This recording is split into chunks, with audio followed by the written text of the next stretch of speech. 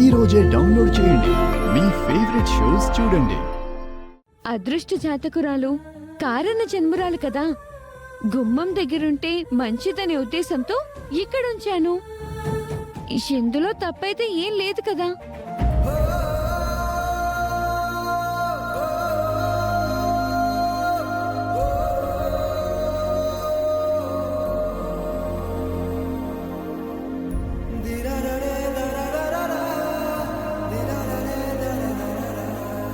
నువ్వు చేసిన దాంట్లో తప్పుంది అనంటే నాది తప్పవుతుంది. ఎప్పుడు నా గురించి ఆలోచిస్తుంటా. అక్షయ్కు ఏమాత్రం తీసిపోవు. నువ్వు కూడా అక్షయ్తో పాటు కవల పిల్లగా నా కడుపున పడుంటే బాగుండేది. నీది కూడా మా అక్షయ్ లాంటి జాతకమే కాబట్టి ఇద్దరు అదృష్ట జాతకులకు జన్మనిచ్చిన దానిని అయ్యుండేదాన్ని. నీ కడుపున పుట్టకపోయినా మీ కడుపును మీ కళ్ళల్లో పెట్టుకుని చూసుకుంటున్నారు కదమ్మా. మీ ఇద్దరి మధ్య ఏదో జన్మబంధం ఉందమ్మా. ఏ జన్మలోనూ నువ్వు అవనికి కూతురుగాను అవనికి తల్లిగాను పుట్టుంటావు. అందుకే ఆ జన్మ బంధమే ఈ జన్మలో మరోసారి అనుబంధంగా కలిసింది.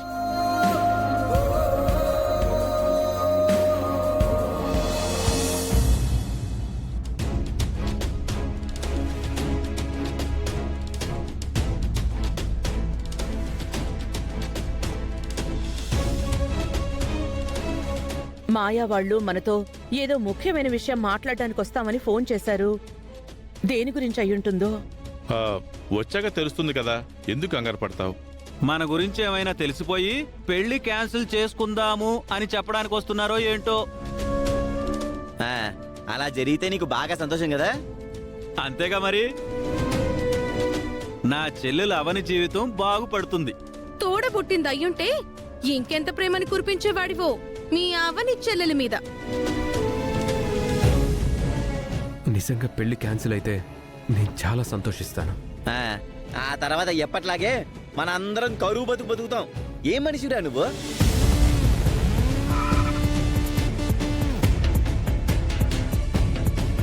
అదిగో కారొచ్చింది.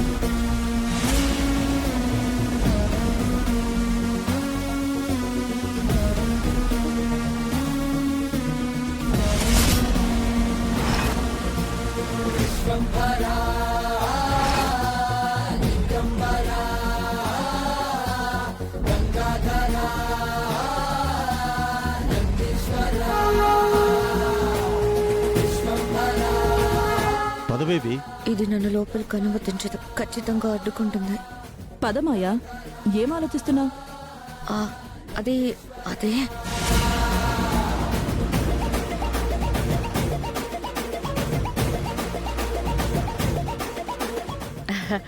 రండమ్మా.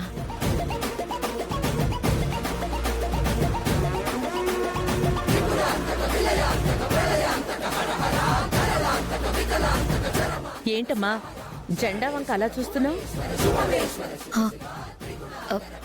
బయట ఎందుకు పెట్టారు? ఎవరు పెట్టారు? మీరేనా? మేం కాదండి. దాని వెనక ఒక కథ ఉంది. దాన్ని ఒకరు పెట్టారు. ఎవరు పెట్టారంటే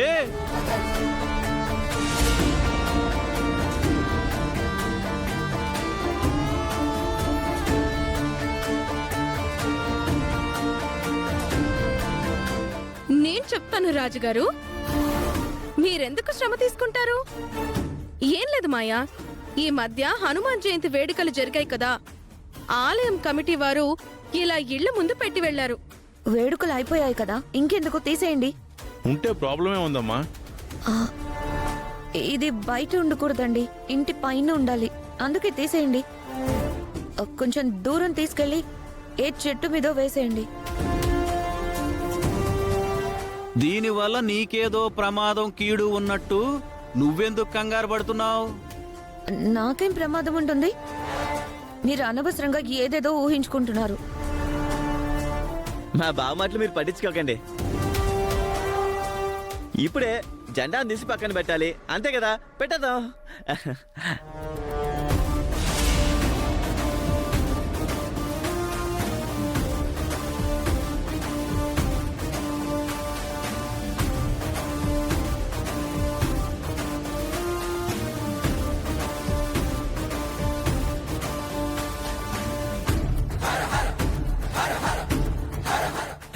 మీరు లోపలికి వెళ్ళండి.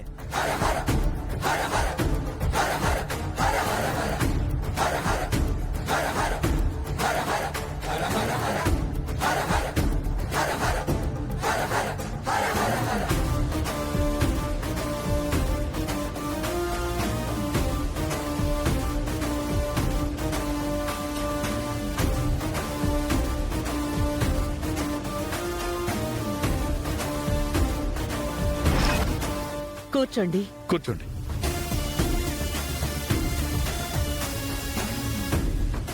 ఏం మాట్లాడడానికి వస్తున్నారా అని మా అత్తయ్య కంగారు పడుతుంది. కంగారు పడాల్సిన విషయం కాదమ్మా ఇది. అందరూ సంతోషపడాల్సిన విషయం. ఏంటది? నిశ్చితార్థం తొందరలో పెట్టుకుందామని చెప్పడానికి వచ్చాం.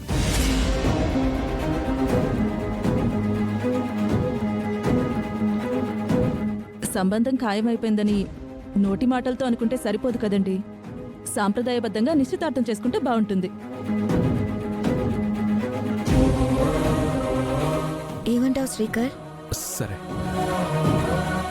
ఆహా, మా వాడు సరే అన్నాడు. ఇక మీరు డేట్ ఫిక్స్ చేసేయండి. వచ్చే గురువారం మంచి రోజు, ఆ రోజు పెట్టుకుందాం. ఓకేనా వేదవతి గారు? ఓకేనండి. ఈ విషయం ఫోన్లో చెప్పుంటే సరిపోయేది కదా. ఇటువంటివి నేరుగా వచ్చి మాట్లాడుకుంటేనే మంచిదండి. ఇక మేం బయలుదేరుతామండి. కాఫీ తాగి వెళ్ళండి. ఎంగేజ్మెంట్ రోజున ఏకంగా భోజనాలే చేద్దాం. బాయ్ శ్రీకర్. సరే పదండి, మీ కార్ వరకు మేమందరం డ్రాప్ చేస్తాం. అవనికి అన్యాయం జరిగిపోతుందని నువ్వు చాలా బాధపడిపోతున్నావు. అది నాకు అనవసరం. నా తెగకు న్యాయం జరగాలంటే ఈ పెళ్లి జరగాలి. పదండి.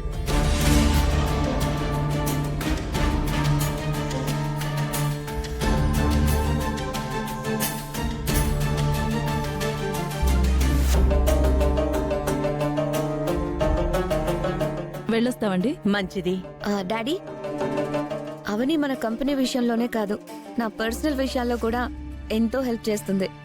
అందుకే ఎంగేజ్మెంట్కి కూడా అవనిని ఇన్వైట్ చేద్దాం.